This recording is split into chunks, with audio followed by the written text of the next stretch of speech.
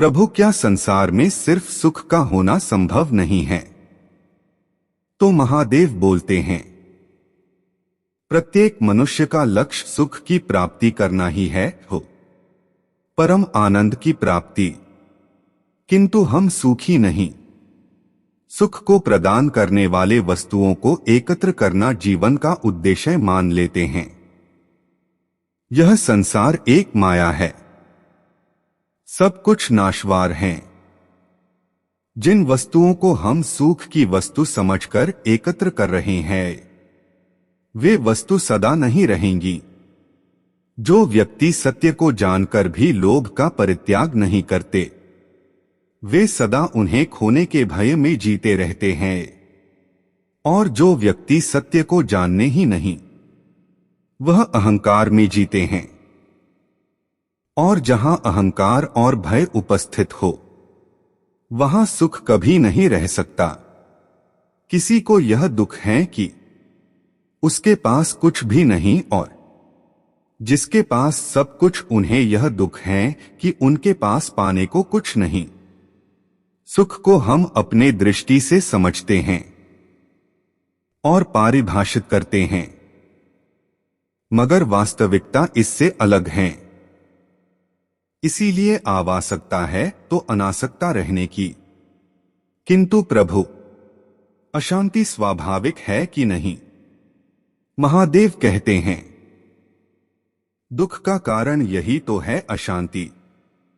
हमारे मन की शांति को छीन लेती है, उसे भंग कर देती है, हमारी बुद्धि को स्थित नहीं रहने देती है, उसे चंचल बना देती है, और मद हमें अहंकार बना देता है, और अहंकार असुविधा में परिवर्तित हो जाता है। अर्थात शक्ति ही असुविधा की जननी है।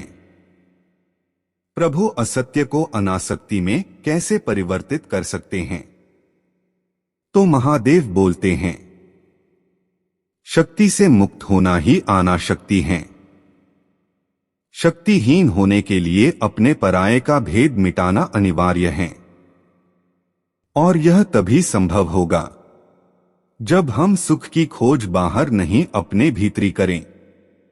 जब हम यथार्थ को पहचानेंगे, उसे स्वीकार करने होगा। हम अपने सुख को सांसारिक वस्तुओं से प्रभावित परिभाषित ना करें। जब तक हम ऐसा करते जाएंगे और बाध आती रहेंगी, जब हम अपने अंदर झांकना शुरू करेंगे और हमारी मुक्ति का मार्ग अपने आप दिखता जाएगा। महादेव, आपने तो दुख का कारण हमें बता दिया। महादेव भय के बारे में भी जानना चाहते हैं आपसे। तो महादेव कहते हैं, भय का स्रोत है इच्छा। पाने की इच्छा होगी तो उसे खोने का भी डर होगा। यदि जीवित रहने की इच्छा है तो मरने भय अवश्य होगा। किंतु मनुष्य ही नहीं, संसार में सभी प्राणी इस भय से प्रभावित हैं, क्योंकि इच्छाओं से मुक्त कोई भी नहीं है। ईर्ष्या, द्वेष और निंदा, षड्यंत्र जैसे कार्य से ही उत्पन्न होते हैं, और प्रत्येक पाप का प्रायश्चित दुख और कष्ट उठाने से ही संभव होता है।